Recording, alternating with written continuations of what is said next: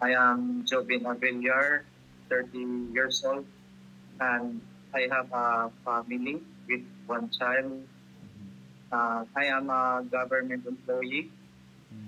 Currently, I work at LGU government in the local government unit, and I am my position there is I am agricultural technologist. Agricultural technologies. Why you decided to get a life insurance? So the reason I decided to get a plan is because I need to protect and secure my family. I want to give them a good life.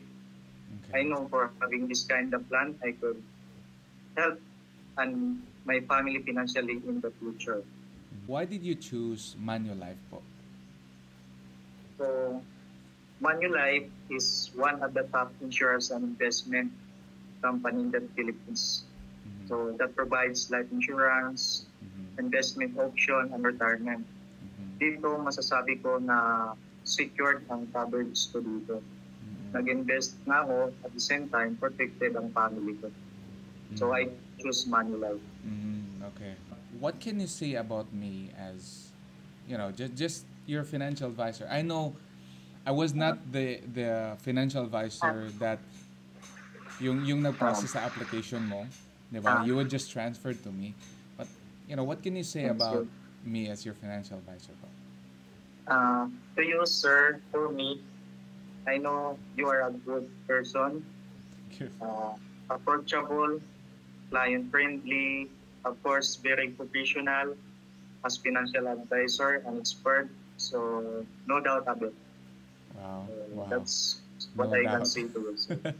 What can you say to those, government employees pa? Government employees or to those people na hesitant pa kumuha ng life insurance, they think they're healthy, in the future, healthy pa. So, what can you say about those people na wala pang insurance? So, those people who undecided to get policy, insurance when they presented already the plan. So, as like a government employee, so I know we have already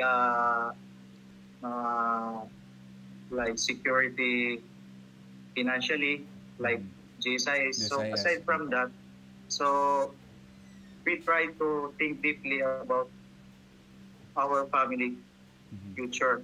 So aside from that kind of benefits after retirement, so kailangan natin din magano sa ibang investment. So for our educational, our children, our health, and retirement plan. So as early as possible, kahit maliit ang income natin sa government, so bigyan natin ng priority at planuhin natin ang kinabukasan ng ating sarili at ang ating pamilya.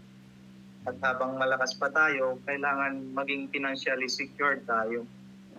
Kasi pagdating ng panahon, hindi tayo palagi malakas.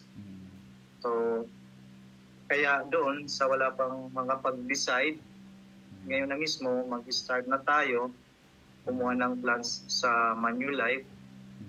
Napakaganda po ng Manulife. So isa ako ding government employee, pero almost 4 years na po ako dito sa Manulife. Napakaganda po ang service and products nila. So, sure ako pag Manulife, secured and protected ka. So, retired wealthy, live freely, save smarter, and live better. Wow. So, yun sa mga government employee dyan.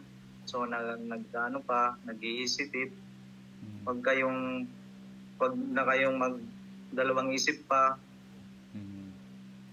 kumuha na kayo ng insurance. Insurance, yeah.